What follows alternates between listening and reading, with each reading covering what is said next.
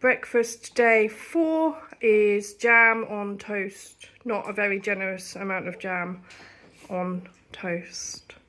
Right, what do you think about breakfast today?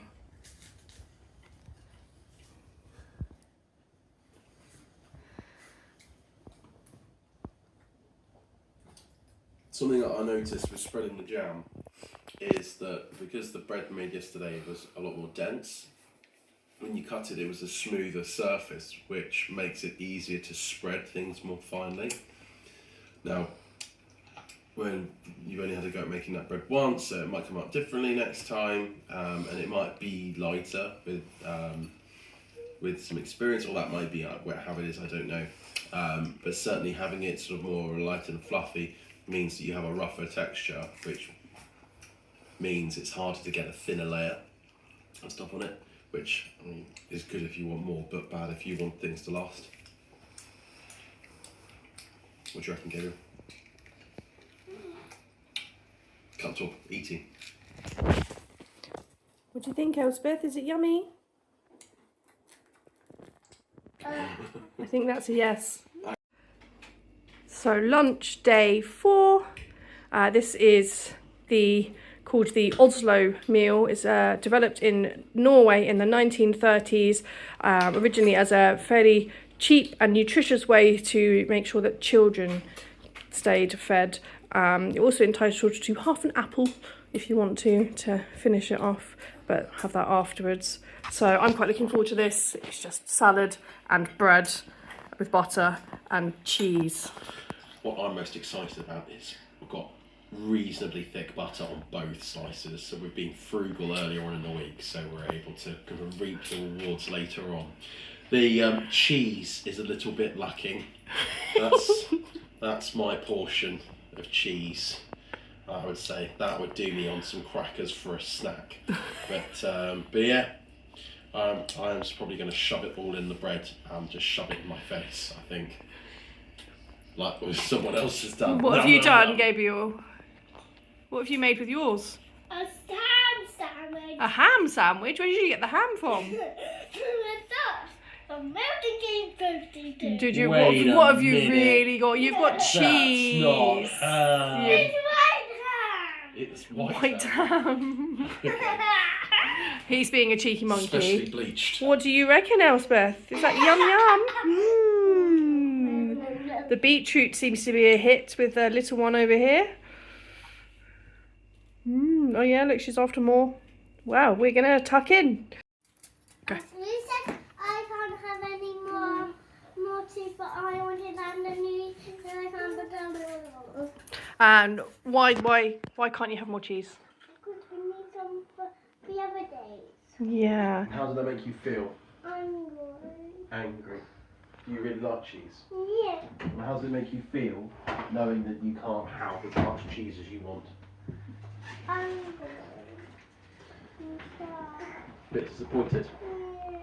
Do you think that's how the children during the war might have felt? Yeah. Yeah. Never mind, we can have some cheese later, okay? Mama? Dinner, day 4. This actually looks quite nice. We have macaroni boiled with some ham and onion, so it wasn't fried at all, it was just boiled, and then some herbs and a bit of pepper. And because we've got quite a big milk ration, I've also made some white sauce to go over the top. I don't want any white sauce. I thought that might happen. The next time we make this, don't do any white sauce. I mean, I'm so hungry. I did everything, but it's when I saw the colour of the water that got tipped down the sink through the colander, I thought, there goes all the flavour. It is a little bit on the bland side. But yeah, so some white sauce, I think, is gonna be helpful.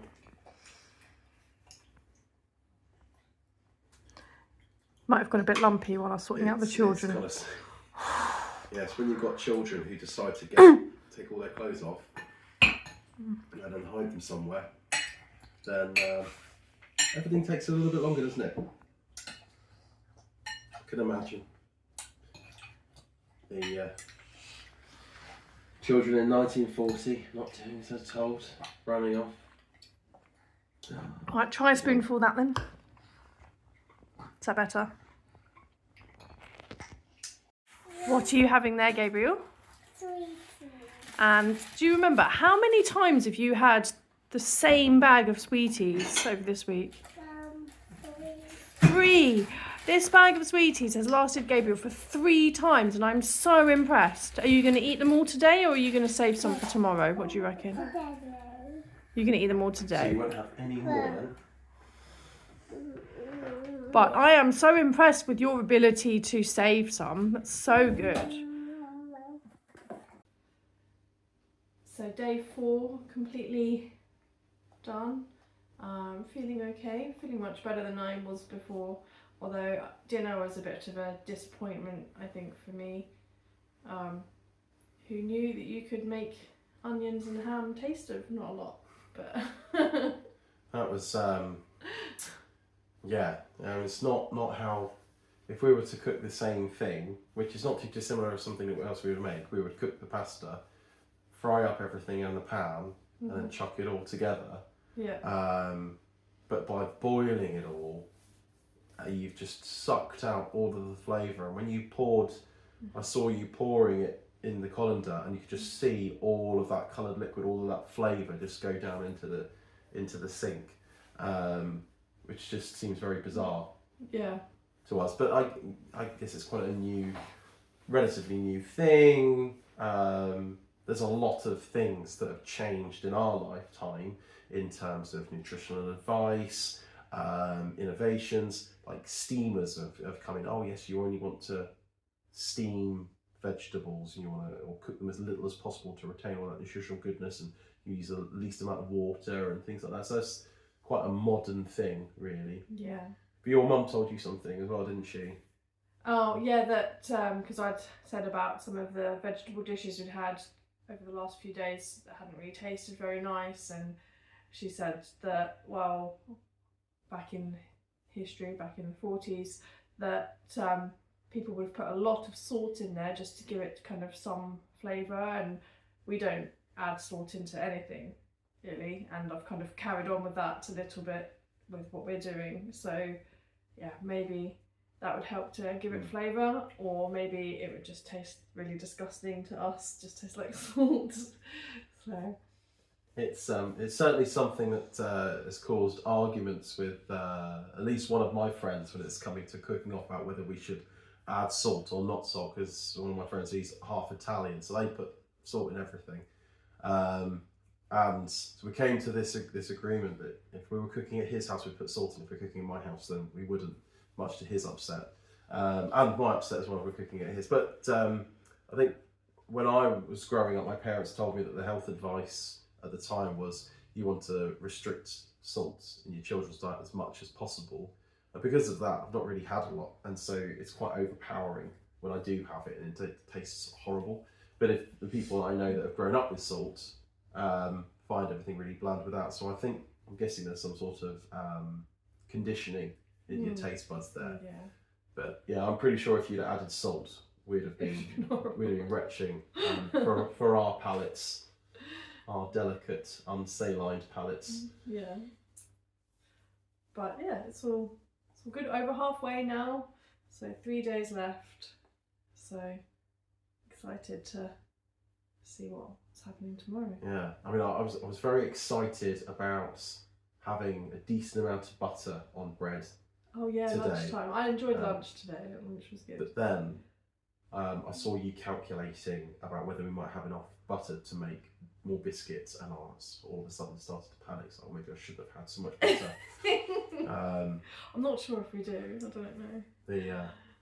It's really interesting playing with or dealing with finite resources. You think about things in a completely different way. It's not something we're used to doing at all. We just, okay, we've run out of butter, we'll just go buy another one. And the only time you'd have to make do is if it happens to be that you've run out when a shop is shut, but that's not very often now. So yeah, it's definitely a an interesting learning experience, having to carefully measure out and work out how much we can use, because we've got to last until the end of the week.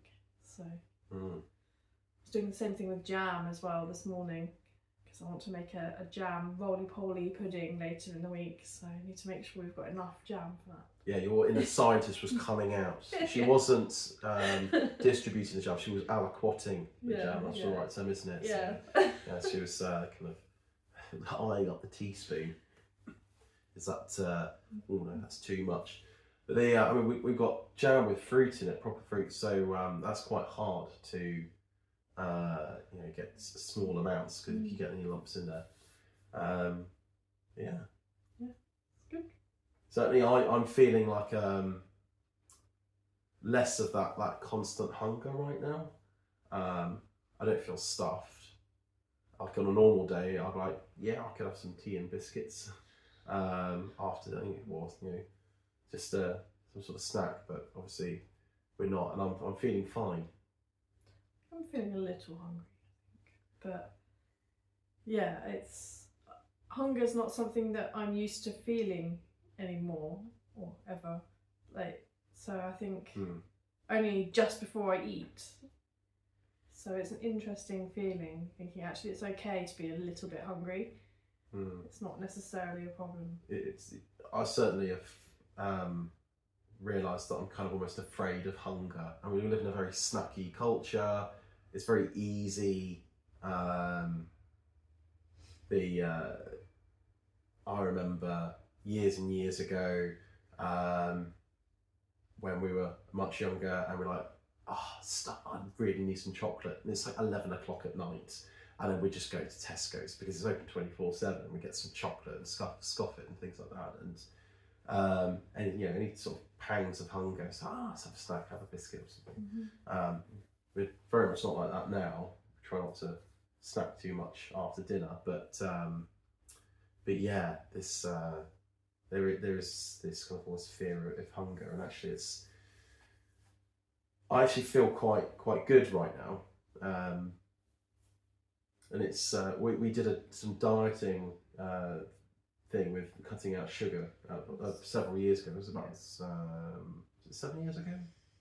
No, Probably about 5, 6 years ago. We cut it out for a good chunk of time, and you lost a lot of weight with that, and I certainly remember thinking, oh, my teeth aren't furry every evening, and yeah, I think I lost a bit of weight as well. But I mean, I was feeling quite sort of flabby and unhealthy before we started this, and I was just kind of feeling a little bit better. Yeah, I think I am. It's only been a few days. Yeah, but even though we have been having sugar because it's in the rations, it's not. My teeth aren't furry like they'd normally be. It's not a constant thing either. Not a constant load of sugar. Even if, Sorry. Even if we think that we're being healthy, a lot of foodstuffs that are available in the shops are heavily processed, and I've got lots of things added to, lots of sugars and strange fats that I don't know what the names are. And but because you're having to cook everything from scratch, the foods that we're eating generally aren't too. You know, there's been a couple of things like spam, which is heavily processed. But there's not really that much of it. Yeah, going well. See what happens tomorrow. Roll on the next day. Okay. You said I can't have any more teeth, but I wanted underneath, and I can't put down the. And why can't you have more cheese? Because we need some for the other days. Yeah. How did that make you feel? Angry. Angry. Dinner, day 4. This actually looks quite nice. We have macaroni boiled with some ham and onion, so it wasn't fried at all, it was just boiled, and then some herbs and a bit of pepper. And because we've got quite a big milk ration, I've also made some white sauce to go over the top, but this was the kind of the recipe. The macaroni, the pasta was off of our points, so people didn't have pasta very much often, but we have used some of our precious ration points to buy some pasta, something a bit more familiar for the children.